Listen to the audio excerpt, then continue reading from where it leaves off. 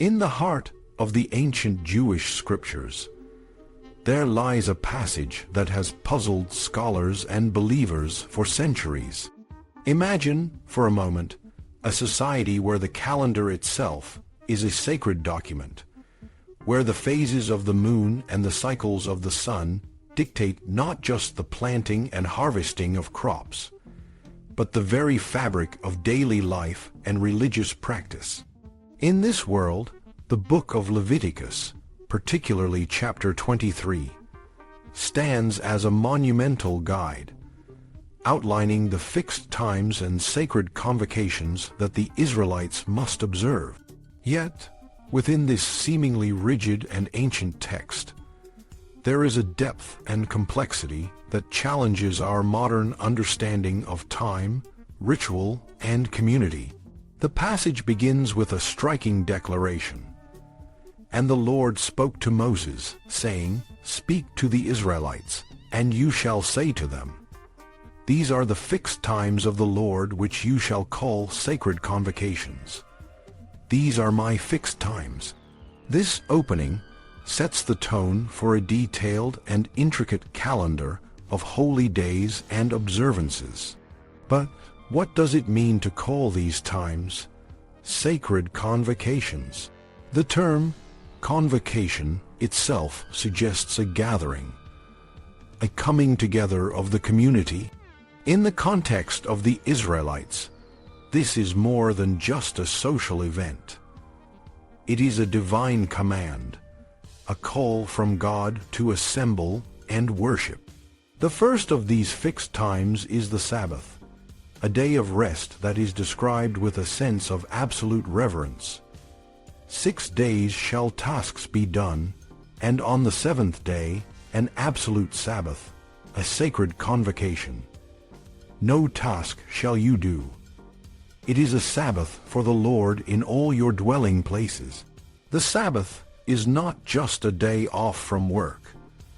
It is a day of complete cessation, a day dedicated entirely to God.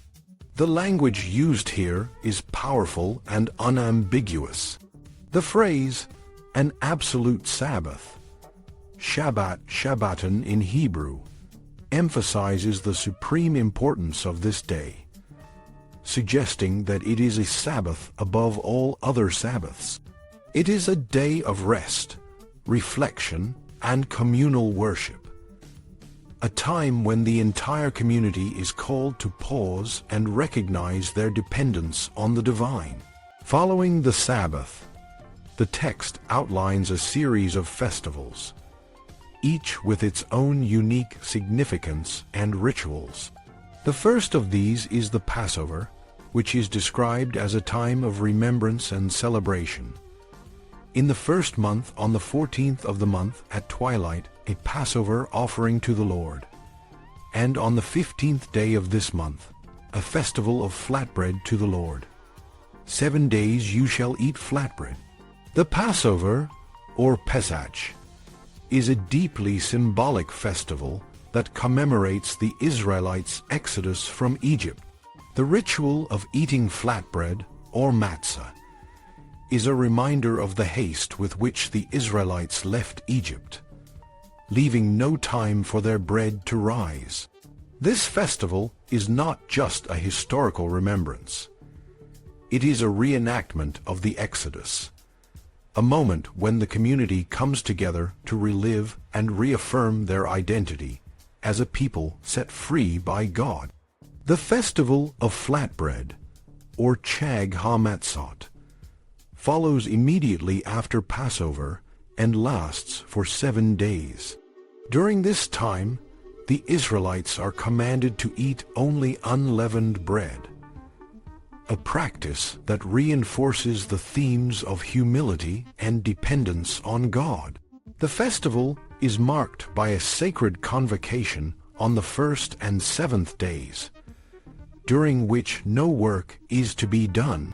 This period of rest and reflection is a time for the community to focus on their spiritual journey, to remember the trials and triumphs of their past, and to look forward to their future as a people under God's guidance. Another significant festival mentioned in this chapter is the Feast of Weeks, or Shavuot. This festival is tied to the agricultural cycle, marking the end of the barley harvest and the beginning of the wheat harvest. The text provides a detailed description of the rituals involved. "And you shall count you from the morrow of the Sabbath, from the day you bring the elevation sheaf, 7 whole weeks shall they be. Until the morrow of the 7th Sabbath you shall count 50 days, and you shall bring forward a new grain offering to the Lord." Shavuot is a time of thanksgiving and joy, a celebration of the bounty of the land.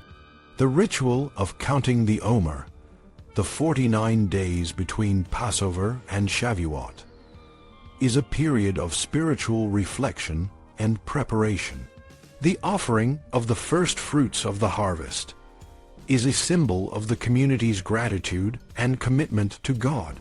The text also describes the Festival of Trumpets, or Rosh Hashanah, which marks the beginning of the Jewish New Year. In the 7th month, on the 1st of the month, you shall have a Sabbath, a commemoration with horn blast, a sacred convocation. No task of work shall you do, and you shall bring forward a fire offering to the Lord. The blowing of the shofar, or ram's horn, is a powerful and evocative ritual that calls the community to repentance and renewal. The Festival of Trumpets is a time of introspection and self-evaluation, a moment when the community is reminded of its responsibilities and its relationship with God. Perhaps the most solemn of the festivals is the Day of Atonement, or Yom Kippur. Yet on the 10th of this 7th month is the Day of Atonement. A sacred convocation it shall be for you, and you shall afflict yourselves and bring forward a fire offering to the Lord. And no task shall you do on this very day, for it is a day of atonement to atone for you before the Lord your God. Yom Kippur is a day of fasting, prayer, and repentance, a time when the community seeks forgiveness for its sins and renews its commitment to living a righteous life. The text emphasizes the seriousness of this day, warning that those who do not observe it will be cut off from their people. The rituals of Yom Kippur, including the offering of sacrifices and the recitation of prayers, are designed to bring the community closer to God and to each other. Finally, the Festival of Tabernacles, or Sukkot, is described as a time of joy and celebration. On the 15th day of this 7th month, a festival of huts, 7 days to the Lord. On the 1st day, a sacred convocation. No task of work shall you do. 7 days you shall bring forward a fire offering to the Lord. Sukkot is a festival that is deeply rooted in the agricultural cycle, but it is also a reminder of the Israelites' journey through the wilderness.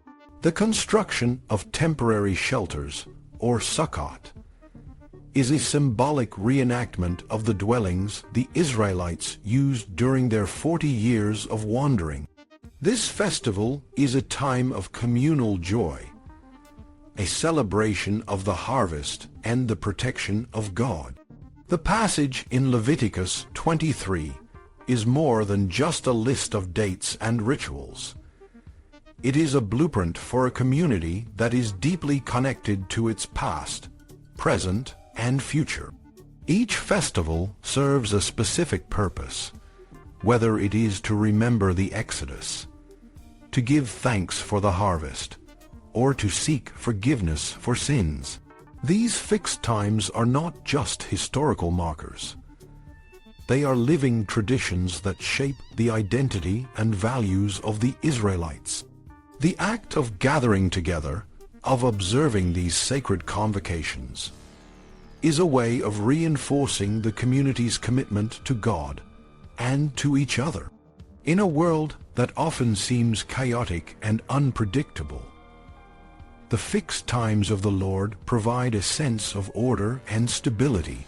They remind us that there are rhythms and cycles in life that are greater than ourselves, that there are moments of rest and celebration that are essential to our well-being. The festivals described in Leviticus 23 are a testament to the enduring power of tradition and the importance of community. They are a call to pause, to reflect, and to come together in a shared act of worship and gratitude. In the end, the passage from Leviticus 23 is a powerful reminder that time itself is a gift from God, a gift that we are called to use wisely and reverently. The fixed times and sacred convocations are not just ancient rituals. They are living practices that continue to shape and inspire people today. As we navigate the complexities of modern life, we can find guidance and meaning in these ancient traditions, in the rhythms and rituals that have sustained communities for generations. The fixed times of the Lord are a call to remember, to gather, and to celebrate. A call that resonates as deeply today as it did thousands of years ago. In conclusion, the fixed times of the Lord, as outlined in Leviticus 23, are a profound and enduring legacy, a testament to the power of tradition and the importance of community. These sacred convocations remind us of the rhythms of life, the cycles of nature, and the enduring presence of the divine. They are a call to come together, to remember and to celebrate, a call that continues to resonate in the hearts of people today.